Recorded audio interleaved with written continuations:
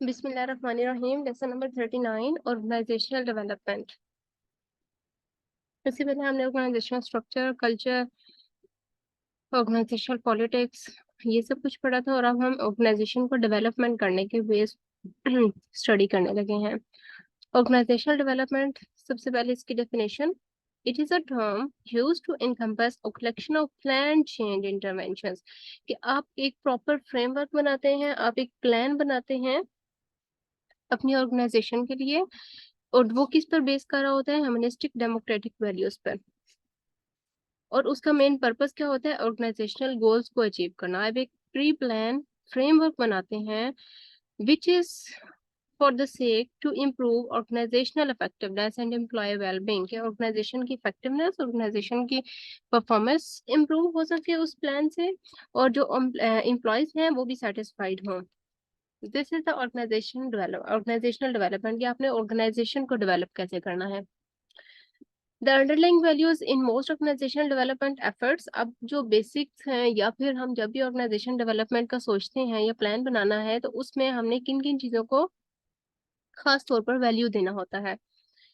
Respect for the people, कि आपने लोगों की रिस्पेक्ट का ख्याल रखना है। Trust and support, power equalization, के इक्वलाइज्ड पावर हो, इक्वालिटी हो, इक्विटी हो। Confrontation and participation. कॉन्फ्रंटेशन का मतलब है तसादुम या लड़ाई झगड़ा। आपने इसका भी ध्यान रखना है कि ऑर्गेनाइजेशन डेवलपमेंट में कहीं कॉन्फ्लिक्ट्स वगैरह ना हो, कहीं एम्प्लॉयज डिससेटिस्फाई ना हो जाएं। Participation of the employees should be mandatory. Organisational techniques और interventions for bringing about change. अब ऐसी कौन कौन सी टेक्निक्स हैं, कौन कौन से मेथड्स हैं आप अप्लाई करके ऑर्गेनाइजेशनल डेवलपमेंट कर सकते हैं, या ऑर्गेनाइजेशन में पॉजिटिव चेंज ला सकते हैं। Number one, sensitivity training. Sensitivity training में क्या आता है? It can go by a variety of names. अब इसमें नंबर ऑफ वेज आ सकते हैं, नंबर ऑफ एक्टिविटीज इन्वॉल्व हो सकती हैं। कि आपने बेसिकली एम्प्लॉयज को ट्रेन करना है कि वो चेंज को, ऑर्गेनाइजेशन में जो चेंज ला रहे हैं आप, उसको एम्प्लॉयज पॉजिटिवली और विलिंगली एक्सेप्ट कर लें। क्योंकि एम्प्लॉयज ही वो सेट होते हैं जिन्होंने जो चेंज लाना है उस पर वर्क करना होता है। अगर एम्प्लॉय सेटिस्फाई नहीं होंगे तो आप बेशक चेंज ले आए, एम्प्लॉयज प्रॉपरली वर्क नहीं करेंगे और ऑर्गेनाइजेशनल डेवलपमेंट नहीं हो सकेगी। इसलिए एम्प्लॉयज की ट्रेनिंग लाजमी लाजमी है फॉर दिस पर्पस। इसमें laboratory training groups, T groups, training groups आप बना सकते हैं, but all refer to thorough unstructured group interaction. के सब में प्रॉपरली ग्रुप इंटरेक्शन होनी चाहिए, और अनस्ट्रक्चर्ड ऐसा नहीं कि सीनियरिटी जूनियरिटी, सीनियरिटी या फिर ये जो इंफीरियोरिटी कॉम्प्लेक्स होता है इस तरह का क्रिएट हो। Then survey feedback is another way to bring a change in organization for the organizational development. Survey feedback में क्या है कि आप एक क्वेश्चनर रेडी करते हैं, उस क्वेश्चनर में डिफरेंट क्वेश्चंस मेंशन होंगे, और वो डिफरेंट क्वेश्चंस एम्प्लॉयज की मोटिवेशन, एम्प्लॉयज की एम्पावरमेंट, एम्प्लॉयज की विलिंगनेस, एम्प्लॉयज की थिंकिंग, एम्प्लॉयज की एफर्ट्स या परफॉर्मेंस, इससे रिलेवेंट सारे क्वेश्चंस हो सकते हैं। आप ऐसा क्वेश्चनर एम्प्लॉयज में डिस्ट्रीब्यूट करेंगे, और उस क्वेश्चनर का मेन पर्पस होगा कि आप स्पेसिफिक ऑर्गेनाइजेशनल चेंज लाना चाहते हैं और आप ऑर्गेनाइजेशनल डेवलपमेंट करना चाहते हैं। आप उससे रेलिवेंट एम्प्लॉयज की एम्पावरमेंट और मोटिवेशन चेक करते हैं, ठीक है। तो इसमें आप ऐसे क्वेश्चंस ऐड करते हैं जिससे आप एम्प्लॉयज की मोटिवेशनल लेवल असेस करेंगे, और उसके अकॉर्डिंगली आप फिर ऐसे स्टेप्स पिक करते हैं कि आप एम्प्लॉयज को मोटिवेट कर सकें। फर्दर अगर मोटिवेशन रिक्वायर है तो आप एम्प्लॉयज को मोटिवेट कर सकें for the organizational development and the organizational change. Everyone can participate in survey feedback, but of key importance is the organizational family. हर कोई participate कर सकते हैं survey feedback में, लेकिन सबसे importance organizational family, organization का अपना staff है। A questionnaire is usually completed by all members in the organization or unit. तमाम members इसको complete करते हैं, fill करते हैं organizational questionnaire को। Organization members may be asked to suggest questions or may be interviewed. और last में ऐसा पॉइंट या फिर ऐसा क्वेश्चन आप या स्पेस जरूर छोड़ते हैं कि जिसमें ऑर्गेनाइजेशन अपनी क्या राय देना, सॉरी मैम, एम्प्लॉय अपनी क्या राय देना चाहता है। आप एम्प्लॉय के लिए ओपन एंडेड क्वेश्चन छोड़ते हैं। The questionnaire asks for perceptions and attitudes on a broad range of topics. इस क्वेश्चन में डिफरेंट कैटेगरीज या डिफरेंट एस्पेक्ट को कवर करने वाले तमाम क्वेश्चन शामिल होते हैं। थर्ड, प्रोसेस कंसल्टेशन से भी आप एम्प्लॉयज को ऑर्गेनाइजेशनल डेवलपमेंट कर सकते हैं। प्रोसेस कंसल्टेशन में क्या आता है, the purpose of is for an outside consultant to assist manager, कि इसका पर्पस ये होता है कि कोई आउटसाइड कंसल्टेंट होगा जो असिस्ट करे मैनेजर को की हेल्प करे किसमें, to perceive understand and act upon process events, के जो प्रोसेस इवेंट्स हैं या जो भी प्रोसेस इवेंट्स आप फॉलो कर रहे हैं to achieve the organizational goals. Different activities, different processes हो सकते हैं, डिफरेंट प्रोसीजर हो सकते हैं जो आप फॉलो कर रहे हैं for working in your work place for the achievement of the goal.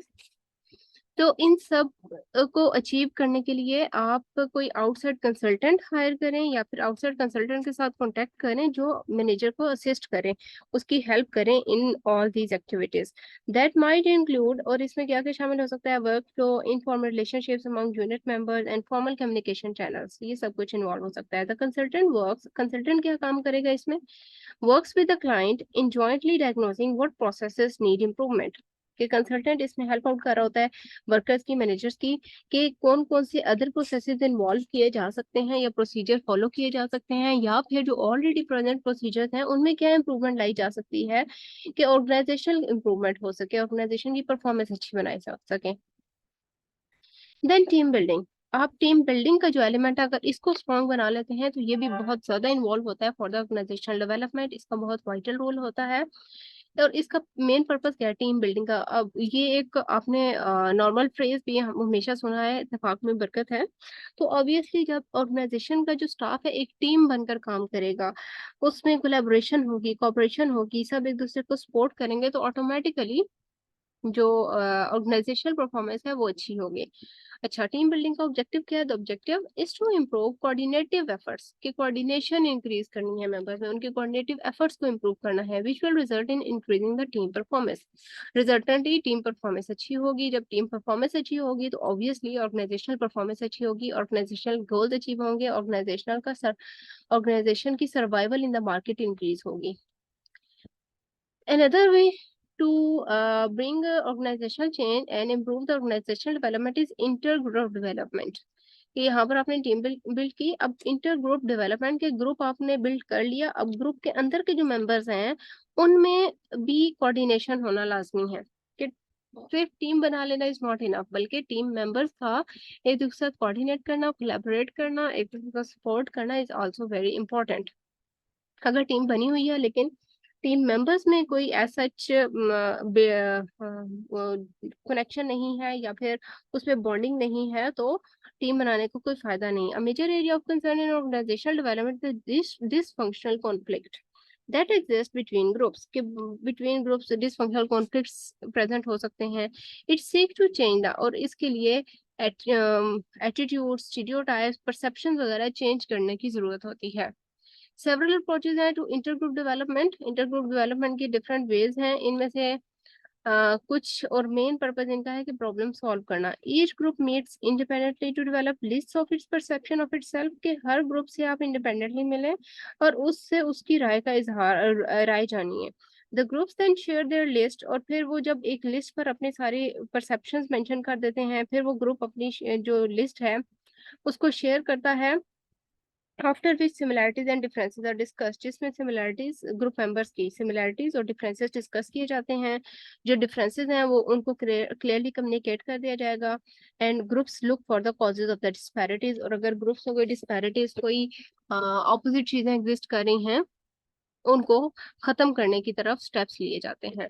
तो ये इंटरग्रुप डेवलपमेंट के ये प्रोसीजर है कि आपने एक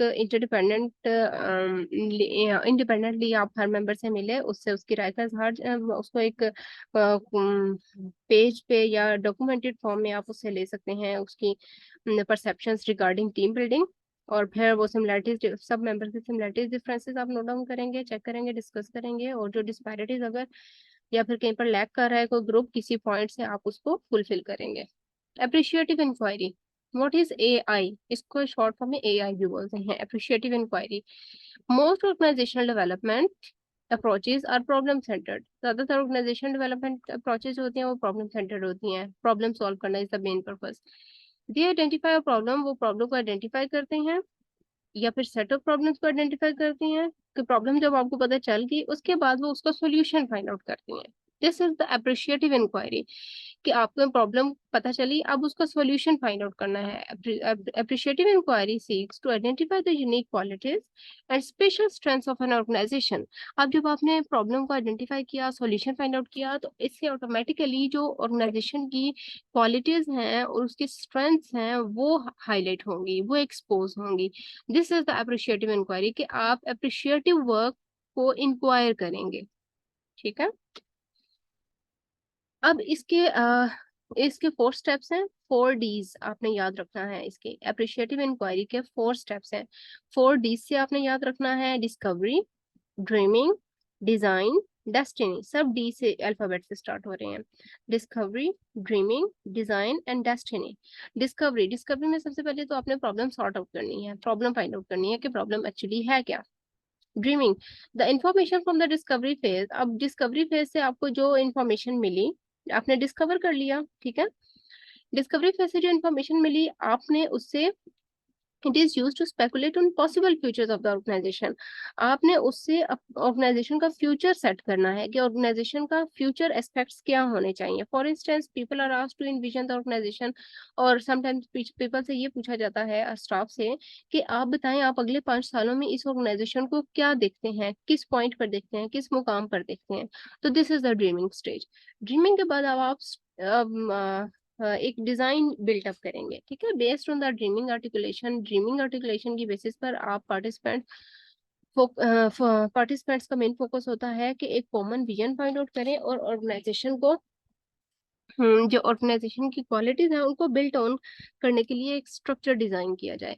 देन डेस्टिनी, डेस्टिनी मंजिल को कहते हैं कि फाइनल स्टेप में आप अपना मिशन सेट कर लेते हैं कि मेन एम जो है जो आपने अचीव करना है इन नेक्स्ट 5 years, ऑर्गेनाइजेशन ने जो अचीव करना है वो क्या होना चाहिए। In the final step participant discuss how the organization is going to fulfil its dream.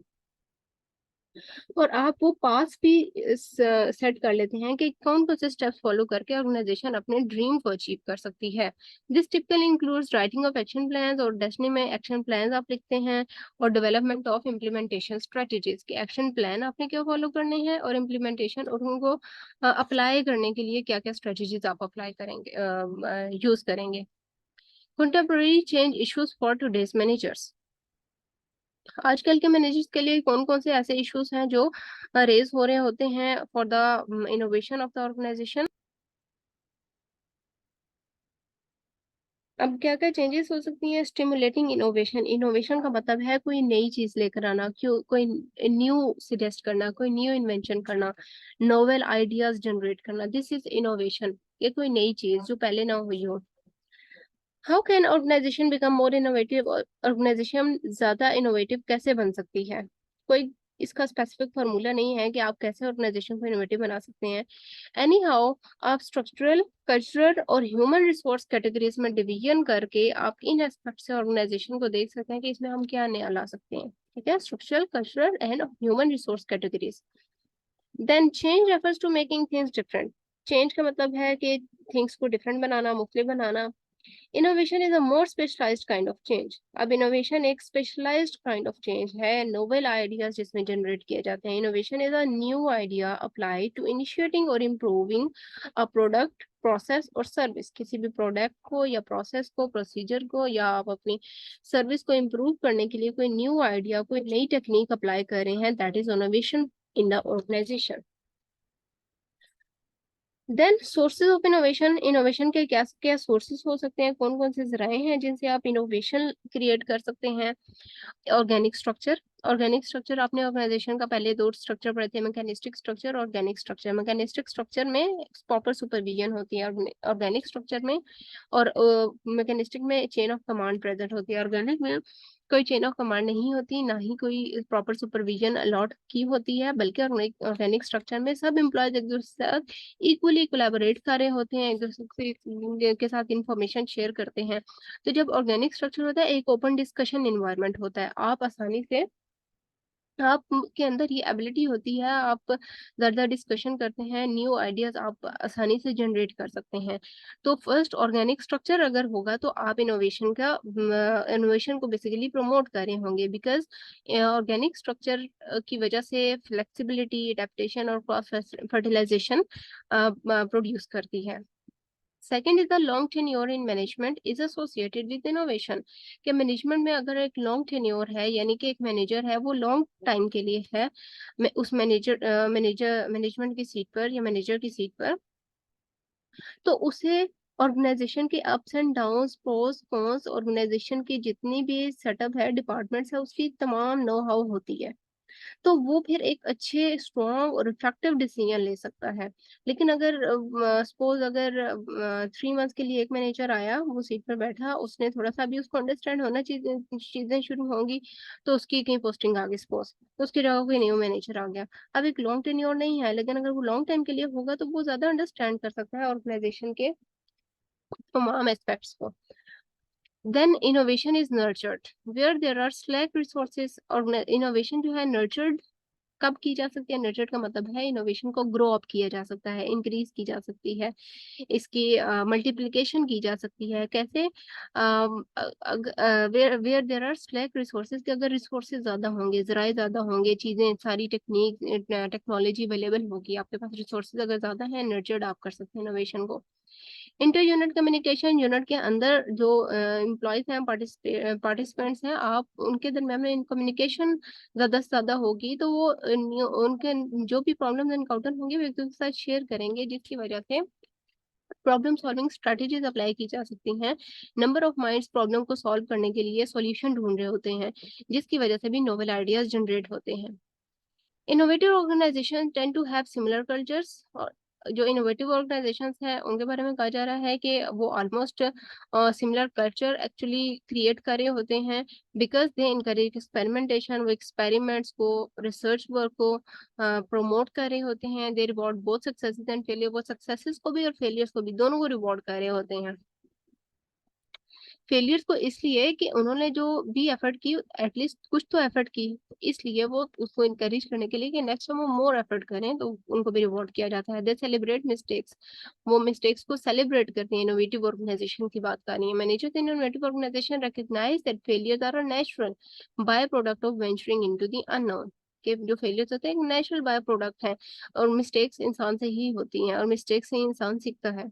Then human resources. Human resources में भी अब ह्यूमन रिसोर्सेज की आप ट्रेनिंग करते हैं, डेवलपमेंट करते हैं। उनको ह्यूमन रिसोर्स जो स्टाफ है, आप जितना उनको सेटिस्फाई करेंगे, जितना मोटिवेट करेंगे, वो उतना ही मोटिवेट होंगी, एम्पावर्ड होंगी, और वो विलिंग होंगी to do any kind of challenge. और मिस्टेक से अगर आप वो मिस्टेक्स कर लेते हैं, आपका फौरन से नेगेटिव बिहेवियर हो जाए उनके साथ, that is not good for them.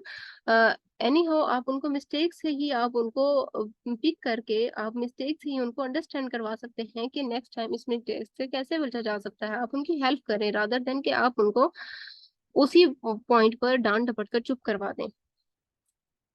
So these are some ways that how to create innovation in the organization. This was the chapter 39 and it is and lecture अच्छा लगे लाइक करें, share करें, subscribe करना मत भूलें। कोई question हो कोई कमेंट में ज़रूर ऐड करें। आप कमेंट्स करते हैं, मुझे बहुत अच्छा लगता है। और इंशाल्लाह ये हाईलाइटेड नोट्स भी जिसको भी चाहिए वो मेरे कमेंट्स में ऐड किए गए ईमेल आईडी पर ईमेल करते हैं, मैं उनको ये हाईलाइटेड नोट्स भी शेयर कर दूंगी। अल्लाह हाफिज़, थैंक यू।